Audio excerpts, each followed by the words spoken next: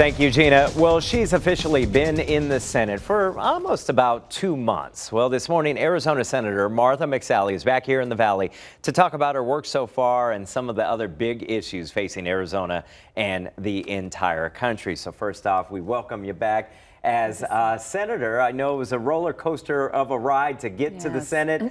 However, how are you feeling and your thoughts on the entire process? Well, thanks, Harry. It's good to see you again. I am so honored to be in the Senate.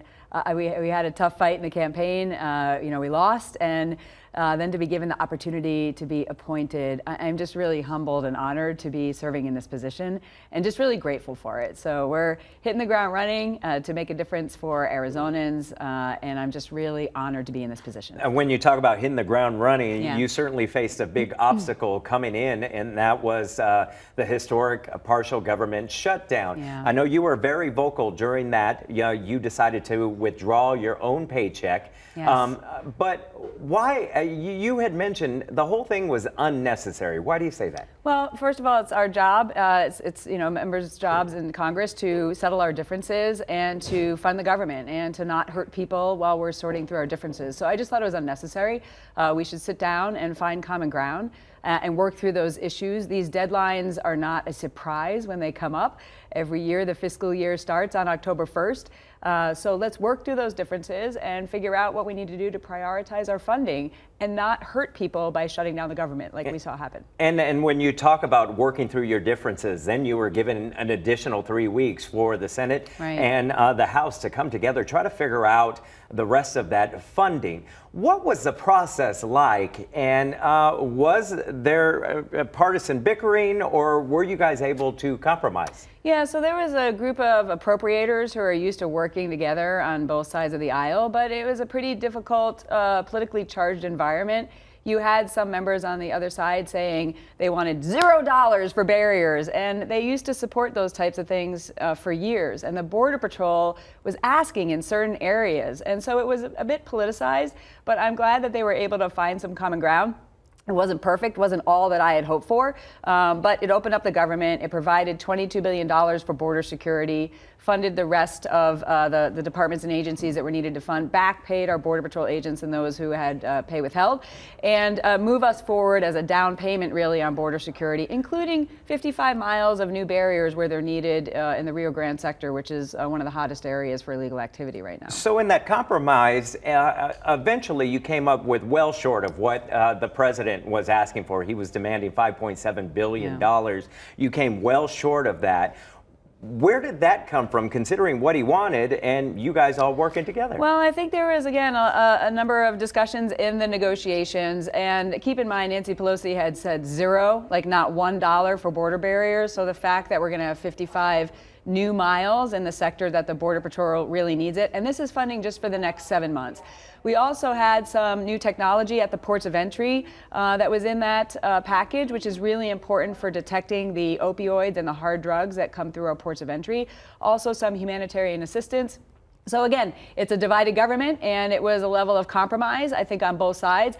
Down payment on border security, not everything I had hoped for, but this is kind of how the way the founding fathers set up when we are in a divided government. You're not going to get everything you want, but we were able to move things forward to stop playing political games, in my view, on border security and border barriers, and have this be a down payment, because this is serious business. It's not a political game. The Border Patrol agents will tell you that. We're going to continue this conversation because obviously it's leading into the emergency declaration and so forth. We're going to take a quick break. We'll be right back and continue. Senator Martha McSally, and before the break we were talking about the funding that you guys approved to continue pushing the government forward. And then shortly after that, the president declared a national emergency. Was that kind of a slight to lawmakers who considered this a down payment moving forward on border security? Well, I share the president's frustration. I mean, he was elected in great part, I think, on the issue of border security, and the border residents and ranchers who I represent and Border Patrol agents, they really thought they were going to see a major change And there's been a lot of obstruction and resistance. Again, this used to be bipartisan. Democrats used to support border security and border barriers, but we're just in an extreme environment right now. So I share his frustration, and I do share his goal that we need to invest the resources in border security, which includes border barriers where appropriate, as the Border Patrol has asked for them, both new barriers and replacement barriers. This shouldn't be politically difficult, but it has in this environment. So, we're taking a look at the impact of the declaration coming from 3 pots of money. Actually, the first 2 pots from the Treasury, $600 million, and from this counter-drug fund in the DOD that funds a number of issues to include fencing. Those actually didn't require the national emergency. One is $600 million, the other is $2.5 billion. The third pot that does require the national emergency is military construction accounts that have not been obligated. We have some questions into the White House and the administration about exactly what they're looking at there. I am concerned about the impact on our military and military readiness, and just also kind of doing a legal analysis of where this goes and what the precedent is. So we're taking a deep look at it. Yeah, and let me ask you about that, because there was a report by the Arizona Republic that said some of that money will come directly from Luke Air Force Base that was meant to build their F-35 program and continue that. So I know you fought for funding for Luke. Yes. So your thoughts on pulling that money from there to build the wall? Keep in mind, again, Nancy Pelosi handed out a list to all the Democrats in order to use some scare tactics related to this of all the military construction projects. There's about, our estimate so far is about $16 billion over the last few years that's unobligated across the country.